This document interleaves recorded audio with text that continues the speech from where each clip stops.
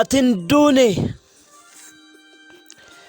osoo dhugaa lallabduu osoo saba keef kaattuu dafqitee dafqa cobsaa hacee koo yaa kutattu goota onneen gaaraa leenca sabaaf of laate gumaan kee yoomuu nafu ni baati dachaa taate.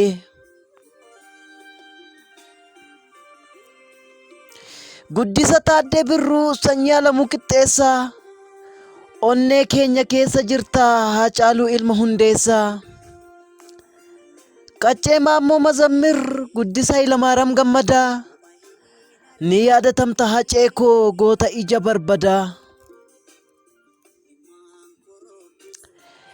Koodee Eebbisaa Addunyaa sanyii jireenyaa ayyaanaa nagaan koo si haa dhaqqabu nagaa guddoon siif dhaama.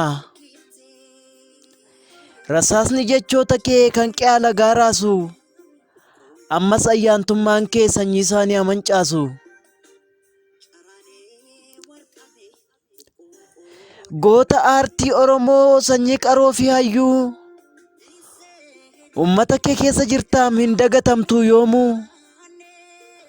Hacee gara laafaa koo isa dhugaa lallabu haqni kee hin dhokatin mataa ol nu haa qabu.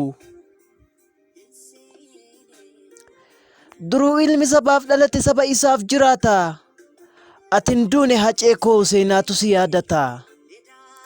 Har'a numa daa'era keessa keenyatu dhiige foon keetu du'e malee kaayyoon sabaa yoom jige. Keessi keenya siif boo'a keessi keenya siif dhiiga si yaadanna hacee koo ilma lafee fi dhiigaa. Ati ofii darbiteetta nutti karaa agarsiiste hin buqqaatti gabrummaan isheen kichus si nyaatte. Gadheedhaan nyaatamuun kee yoomuu nuuf godaannisa madaan fayyine ta'eetu guyyuyyuu nu hooksisa.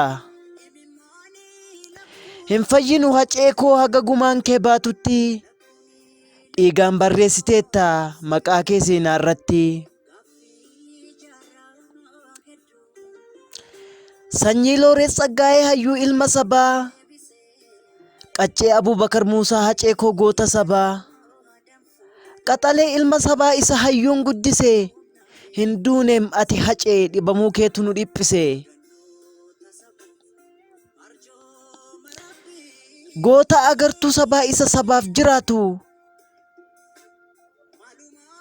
hin duuteere hacee koo wayyoo kaa anaa nyaatu. Yoo duutes duuteetta gaa tokkicha du'a goota bakki jirtu sitti haa tolu yoos lubbuun koo boqota. Ati ilma dhiiraati guddisa waaqoo guutu kanaafi gootummaa keef lubbuun keeyyuu kan duutu. Nagaan boqodhu hacee koodee jaagamaa badhaanee seenaan kee ni jiraata qabda siidaan harcaane. Ati dhugaa lallabdaa guddisa daraaraa kafanii rasaasa si nyaachisanii wayyoo afaan si cuqqaalanii. Hacaaluu Ilma Hundeessaa jabaataa akka risaa gootota darban waliin bakka boqonnaa ciisaa. Baalloo Usmaayyoo harkaa fuute takkaa karaatti hin dhiifne amaanaa Yoosef Gammachuus takkaasaa hin sharafne. Gaafa jirtu lubbuudhaan dhugaa sabaa lallabdaa yoomuu hin dagatamtu gumaata nurkaa qabda oggayyuu yaadatamta. Hacee koo biiftuu gaararraa taatee nuuf ifte kaleessallee sagalee keenya turte mana gumaa hin galle.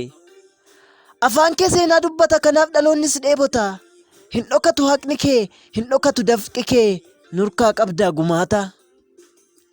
Egaa erga sokkitee deemi dhalootatti makami akka nuti itti jirru gootota keenyaaf dhaami. Amma nu jirru ni jirta hin dagatamtu yoomuu tolli ati nuuf oolte roobee nurraa hin caamu. Barii bilisummaa si yaamna gaafa gadaadhaan bulle nutti dhiyoo jirta qaamaan nu biraa dhibdullee.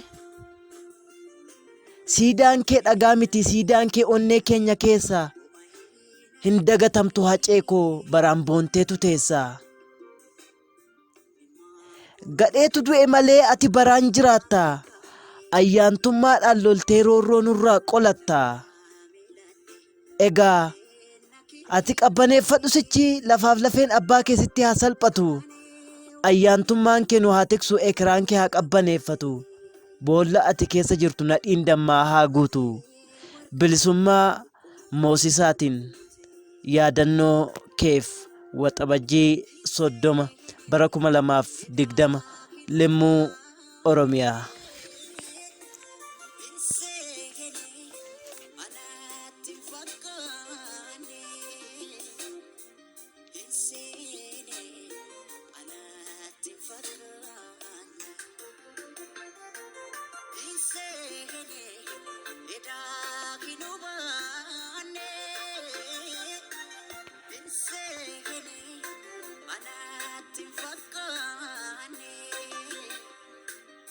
See